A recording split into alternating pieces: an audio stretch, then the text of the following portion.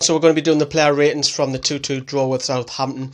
Let's crack on with it then. Right, so I'm going to go straight to Rob Elliott in goal. I thought Rob Elliott, in particular, a couple of challenges with Van Dijk in the corner in particular, struggled, got beat, could have been a goal. And I thought his distribution was pretty poor, so I didn't think Rob Elliott had the best game. Rob Elliott for me is going to get a 5 out of 10. Moving across to DeAndre Yedlin, who got booked earlier on the first half. Rafa said that he shouldn't have been booked for a dissent, but he was stupid. He was absolutely stupid. He could have been sent off by Kevin Friend, and he should have been, in my opinion. So for me, DeAndre Yedlin's lucky to stay on the pitch. Going to give him a 6, because I didn't think overall he didn't have a bad game. I just thought if he had been sent off, that would have been knocked down probably a 4. Moving to Jamal Lascelles, I didn't think Jamal Lascelles had anything too drastically wrong with him. I thought he was solid. I thought he wasn't really tested a great deal. He was dragged out of position a couple of times coming out wide, which left a couple of positions in the centre free. Moving across to Florian Lejeune. Now, you might have seen that I've got the villain here. Now, I'm only giving the villain because he gave away a stupid penalty. Shane Long outdid him. He literally bought it, and Lejeune went clattering into him and gave away a penalty. So, apart from that, I thought he actually had a good game. But because of that penalty decision, he's going to have to be marked down a little bit to 6 out of 10 for me. Coming across now to Javier Manquillo. In particular, that Gabbiadini goal, I thought he should have done a lot better. I should have tracked him down. Gabbiadini picked the ball up, ran inside the box, come all the way back out and fired low. Rob Elliott, again, should have done a lot better. That's why he scores low. But for me, having Manquillo was okay. He wasn't brilliant. But for me, Manquillo's going to get a 6 out of 10 for me. Moving across to Matt Ritchie, who was absolutely all over the place yet again. Bursting the gut left, right and centre. He was absolutely phenomenal. Yes, he didn't get on the ball as much as what we'd like to see, but, you know, he created that assist for Ayoze Perez in particular for the second goal. So I'm going to give Matt Ritchie a solid 7 because of his work rate as well. Now, moving across now to John Joe Shelby, who I thought had a fairly decent game, but he was pretty quiet in large spells of that. He didn't really dominate that midfield. Now, I did say in the previews that Southampton will have that 3 attacking.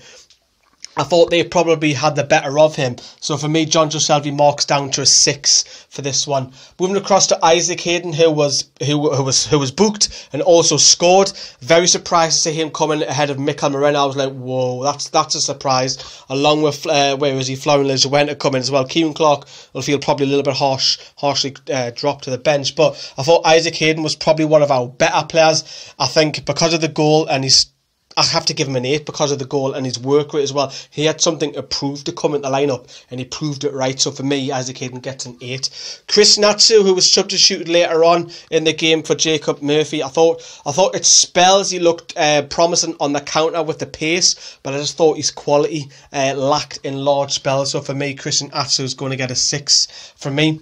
Ayoze Perez, now I did say again in one of the previews that this lad needs a goal, a kick on, because we know that he's the first choice, number 10. He needs a goal. I kept saying it in the whiteboard video, and he got his goal. Probably a bit of fortunate with Fraser Forster not having the greatest shot stopping. He was substituted later on for Mikel Merino, but because Ayoze Perez worked hard and he got his goal, I'm going to give Perez a 7.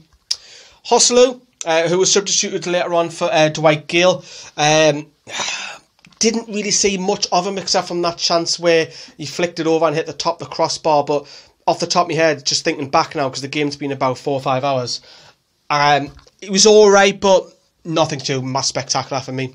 Coming over to the substitute, Mikel Merino, who was the first substitute. He came on for Ayoze Perez, and he had about 25 minutes or so.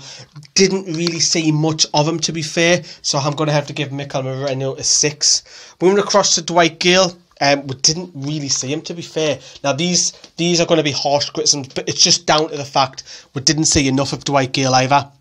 He'll want to start against Crystal Palace next week against his old club. He'll be knocking on Rafa's door. Jacob Murphy got a few minutes towards the end, and we didn't really see him. I'm probably being really harsh there, giving him a 4, but it's just down to the minutes, that's all. Now, Rafa Benitez. How did Rafa Benitez tactics go? I thought, you know, going into this game, we've got an awful record going down to the Dell and St Mary's in the years gone by.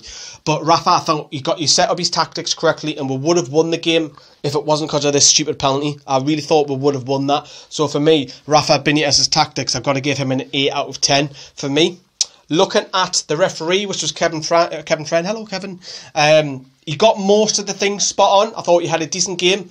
But the one thing that I thought he should have sent off DeAndre Yedlin later on, and because of that, I'm going to give Kevin Friend a 6 because Yedlin should have gone, and we're lucky. And you know, we do whinge on that we don't get anything going our way. Well, where is he? We've got something going on that way. So if you're looking at that, it's obviously Isaac Hayden for me is man of the match. I don't think he's out. I don't think he's out in front. There is a couple of people behind him. For Rafa, a high scoring 8 as well. What I want to know is your ratings. Who was your man of the match? Who didn't do very well? What I would change going into Crystal Palace next week? Thanks for watching. See you later. Bye bye.